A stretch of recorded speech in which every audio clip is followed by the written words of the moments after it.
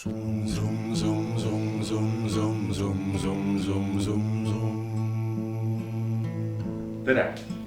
Mina olen Jaanus, meelooma mesinik ja täna ma räägin siis sellest, et millega mesinik tegeleb talvisel ajal, kui kõik tegevused mesilas on tehtud, ettevalmistused järgmiseks aastaks on tehtud, mesilased on ilusti söödetud, joodetud ja tekib mesinikul siis vähe rohkem vaba aega. Ja mõtlesin, et prooviks mõdu teha. Mett pisut on jäänud alles ja sellest ka võib-olla rohkem vaba aega, ehk siis mee müümisega ma väga tegelema ei pea praegu. Ja natuke olen oma tarbeks mett jätnud ja pisut rohkem, et saaksin proovida mõdu tegemist. Mida selle jaoks vaja on? Mõdu jaoks on vaja vett, mett ja loomulikult pärmi. Need on siis põhikomponendid, millest mõdu koosneb. Ja lisaks on siis vaja erinevaid abivahendeid, millest ma nüüd ka kohe räägin ja tutvustan neid. Nimelt kõigepealt on vaja siis kääritamisnõud. Mul on siin kaks erinevat varianti, on selline plastmassist, mis mulle endale eriti väga ei meeldi, mulle rohkem meeldib klaasist. Aga erinevatel põhjustel ma panen siiski käima mõdu seekord plastmass anumasse. Ja miks ma seda teen, sellest ma ka kohe räägin.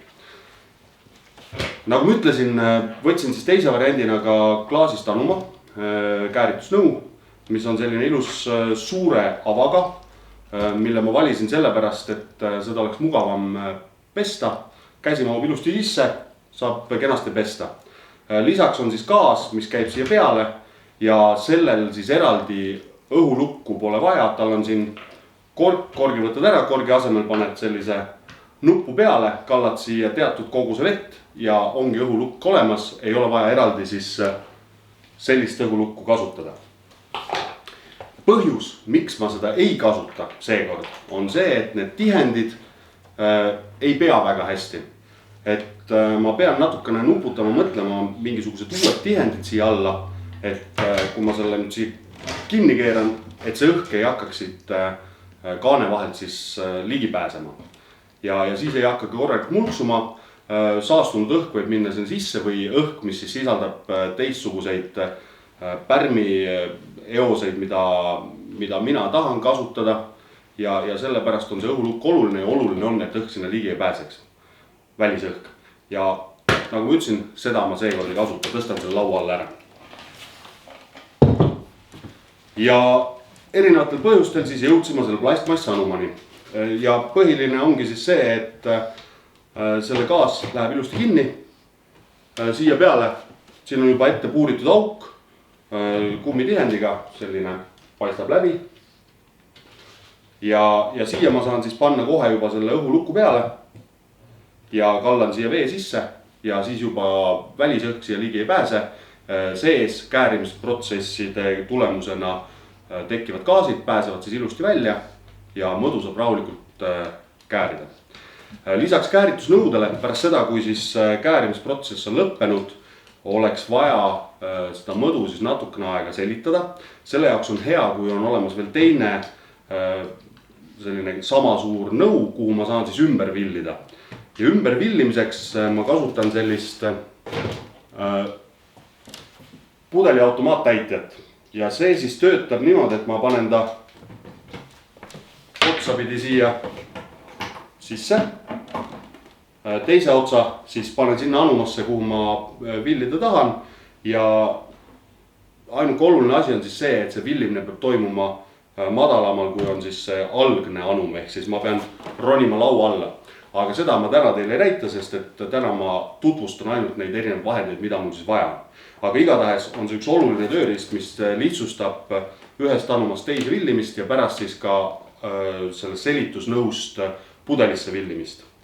Ja tal on siis põhjas, ta ei võta päris siis anuma nõu põhjast, vaid tal on see vedeliku pealvool on natukene kõrgemal, mille tulemusena ta ei võta kaasa siis setteid, mis sinna anu põhja tekib. Ja selle tulemusena me saame lihtsalt klaarima ja selgema joogi. Nii, eemaldan selle. Ennem veel, kui ma jõuan käärinud mõdu ühest anumast teise, on mul tarvis ära mõõta selle mõdu tihedus. Ja selle jaoks ma kasutan sellist asja nagu hüdromeeter. See on siis niimoodi, siin on ilusti pandud, see läheb järjest keerulisemaks. Siin on pandud ilustatud siia tuubi ja selliste pehmendustega ära kindlustada, aga midagi juhtuks, on siis selline peenikene toru, siin on raskus põhjas ja kogu tema töö põhimõte on siis see, et ta lihtsalt kastetakse selle algvirde sisse ja tulenevalt selle virde tihedusest siis jääb ta kuskile maale ujuma. Ja siin peal on siis skaala, mis juba näitab ära mulle selle algvirde tiheduse. Pärast, kui mul on käärimisprotsess lõppenud, siis ma panen uuesti selle hüdromeetri sinna mõdu sisse ja mõõdan ära lõpptiheduse. Ja nende tiheduste erinevusest ma saangi siis välja arvutada selle lõpliku mõdu alkoholisisalduse. Et ilma selleta saab ka, kui sind väga ei huvita, kui kange see jook täpselt tuleb, siis seda vaja ei ole. Aga kuna ma tahan natukene ikkagi teada saada, mis mul sealt välja tuleb, siis ma kasutan ka hüdromeetrit. Peale seda, kui mõdu on ilusti ära käinud, ma olen ta vahepeal villinud teise anumasse, ehk siis toimuks veel lõppsettimine, siis järgmiseks ma hakkan seda mõdu pudelitesse villima. Selle jaoks on mul siis vaja taarat. Mina olen võtnud siis 750 milliliitrised šampuse pudelid, ütleme niimoodi. Ja lisaks on mul vaja siis mingisugust korke siia peale. Mina valisin kroonkorgid ja lisaks siis on mul vaja sellist korkimisseadet, et ma saaksin need korgid sinna peale panna. See on nüüd erineva suurusega korgid on, ehk siis tavalise õllepudeli peale, ehk siis kas pooleliitrise või 0,33 õllepudeli peale lähevad 26 millimeetrised kroonkorgid, aga šampuse pudeli peale lähevad 29 millimeetrised korgid. Ja selle jaoks on oluline, et kui te selle korkimisseadme endale valite, et siis vastavalt sellele pudelile oleks võimalik neid korke sinna peale panna. Minul on siis selline seade, millega saab korkida nii 26 millimeetriseid kui 29 millimeetriseid kroonkorke. Iseenesest süsteem on väga lihtne. Kork pudeli peale, panen selle siia korgi peale, vajutan kinni, surub need kroonid alla ja servad kinni ja ongi korras, õhk enam ligi ei pääse. Ja lisaks on siis hea veel, kui on olemas väike köögikaal. Et minul on selline väike köögikaal, mida ma saan siis kasutada erinevate tegevuste jaoks, kas siis mee kaalumiseks. Hiljem me räägime ka selle mõdu maitsestamist erinevate lisaainetega ja selle jaoks, et siis saada täpselt kogust kätte, siis on köögikaal hädavajalik. Aga need on ka sellised esmased asjad, mida siis selle mõdu tegemiseks vaja on. Midagi väga hullu siin ei ole, nii et ma arvan, et igaüks võib kodus proovida.